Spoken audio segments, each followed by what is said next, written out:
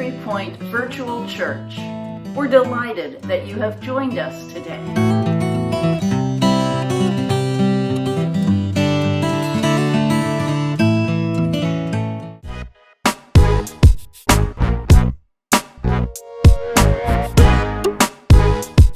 You know what would be good? If all the power got shut off in there. I should have stopped and got me some breakfast. Wow. So they want me to get out of my car and come in that building and work for $12 an hour. Wow. These people are crazy. No, I'm crazy because I keep getting out of my car every day to go in there and work. Why don't you quit this place? Everybody else is turning in their 2-week notice except for you. I should have called in sick. Ooh. It's like, why do I have to go in there? You know? Look at Sheila messy self. Probably looking for somebody right now to tell on. Is this our pay week? It don't matter because my check is already gone because it's so little. It's little. I hope Lisa don't even come to work today. She always needs something, a ride, some food, a pen. Look at Stanley, late again. Take your time, Stanley. They don't care about us. You know what? Let me go on and take me some ibuprofen because I know they gonna try me. Like really, if I don't get out of my car, what's the worst that can happen? As soon as I get to my desk, I'm working on my resume. I wonder if the hospital hiring. Hey, is your job hiring? Well, listen, I'm gonna be doing some applications today. Can I use you as a reference? Lord, just open another door. You know what? Don't even open another door. Just close this door. God, just let the whole building just shut down. Let the company go in the red, go into bankruptcy. Let them be behind on their taxes, and they just have to just shut down and everybody get their unemployment. Just do that little bitty piece for me. Please join me in prayer. God of all gifts, giver of grace, higher power of the universe, thank you for the freedom we have to be who we want to be, and the ability we each have to choose the path we want to follow. It is sometimes hard to know what path to take when we feel frustrated in the roles we play in our jobs. We want more. For these are the opportunities to grow, to trust your plan, and let go of the outcome. These are the times we can be present to your love, knowing that your power is made perfect in weakness. Free us from the bondage of self and judgment of self and others. We are grateful for the confidence we feel when we do let go of all expectations. The truth sets us free and gives us the ability to see our role. It is clear. Trusting you, God, we learn to grow where we are planted, being patient, knowing we are just where we are supposed to be. A work in progress. We know peace. Amen. My favorite proverb is, in the beginning, everything is beautiful. I love that saying because it's so true. Everything is beautiful in the beginning. The new car, the puppy, the relationship, the house, the vacation, the job. And then as time passes, all of those things can begin to go south. The car needs work. The puppy grows up into a destructive dog. The house costs money to keep nice. The vacation ends. And the job, well, the job gets old too. Remember how excited you were to get your first job. Someone was actually going to pay you something. They picked you. They trusted you. And then the nice boss who was brilliant enough to hire you turned into someone unrecognizable, and the hours never ended. The glitter was gone. So you got a different job.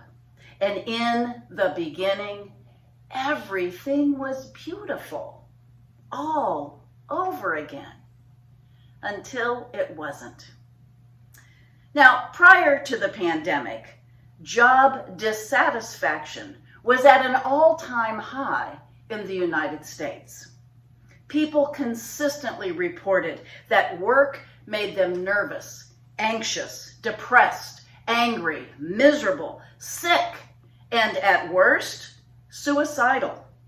Now, despite how we feel about our jobs, many of us draw our identity from the work that we do.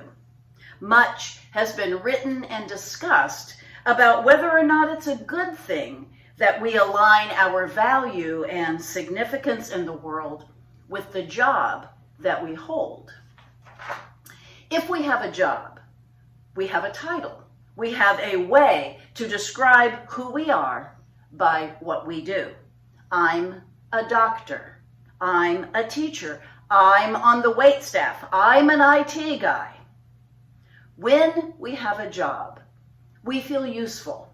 We at least have a place to go every day, even if it's just a few steps from the kitchen to the home office that we set up at the beginning of the pandemic.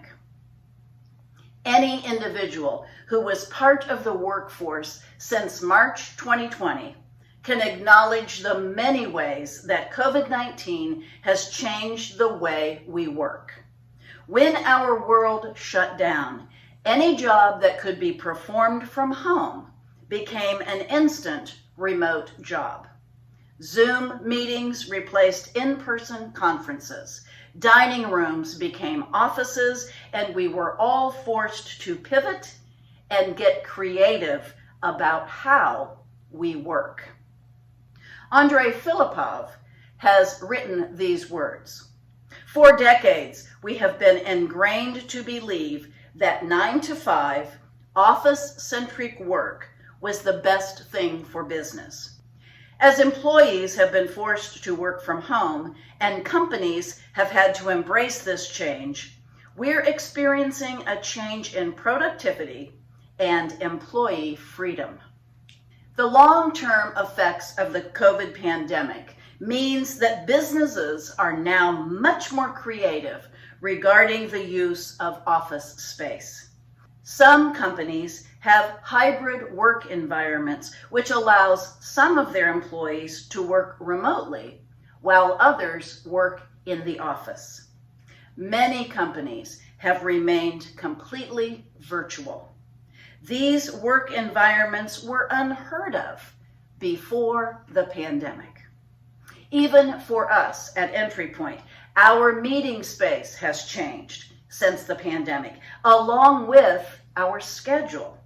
Instead of meeting live every single week, we now alternate between a virtual service and a live service. And we are likely to keep this rotation for the foreseeable future as we move inside at the end of October. You know, in our everyday lives, we all have jobs to do, tasks to perform, projects to complete, even if we are no longer part of the workforce. We have things to do that keep us busy, that fill our day. We are always in the middle of something. We are always involved in work in progress. It's certainly a lot better if we love that task, that project, that work in progress. Directing a play is a volunteer activity for me. I don't get paid a penny. It doesn't matter though, because it's something that I value and I love to do. I believe the world is a better place with good theater in it. I want to do my part to keep that happening. So for me, theater is always a work in progress, and it is work that I love to do. It's important work. I think that's the way we should always think and feel about our work. Despite the pay or lack of pay, if our work in progress has value and we feel passionate about it, we will be much less likely to burn out or to want to quit, whether the work is paid work or volunteer work. In Ecclesiastes chapter 3, we read these words, "I see there is nothing better than that we enjoy our work, for this is our destiny." Once upon a time, the typical American found a job and made a living. That was success. Today, the typical American may change jobs 6 times or more and wants a life, not just a living, and is looking for satisfaction. A recent Newsweek article reported half of all Americans would choose a different line of work if they had it to do all over again. They're exiting the rat marathon to do something more constructive. People want meaning.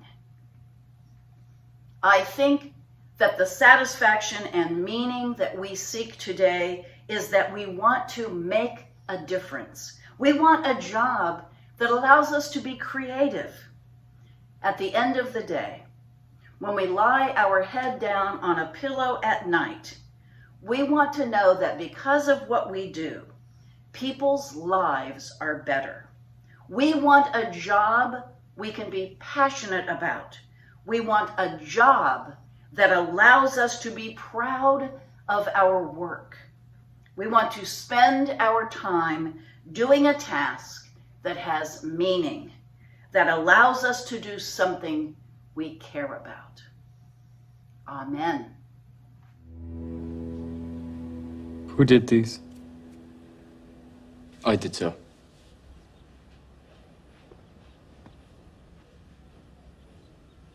Who are you? Jonathan Ive. I'm Director of Industrial Design. Why are you still here? It's 11 a.m. on a Monday. No. Why are you still here at Apple? This isn't the company I built. There's no taste, no style, no design. So unless they're shackling you here, why do you stay? Well, sir, I guess I would say there are still those of us that believe in what Apple stood for. What you stood for. What do you think I stood for? I think you believe that the computer or the Walkman or whatever it may be should be a natural extension of the individual. And it's that mission, that devotion to quality and ideals and heart. That's what keeps us here. That we might do it once more.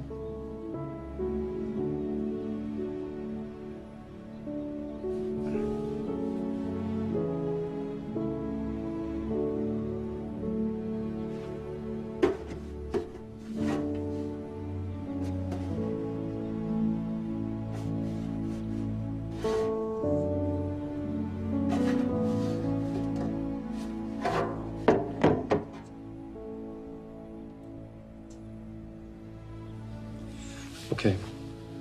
Whatever you're working on, the rest of the day I want you to forget it. I want everyone to design something new. I don't care what it is, I don't care if it's technology, just create something. Something useful. Something you care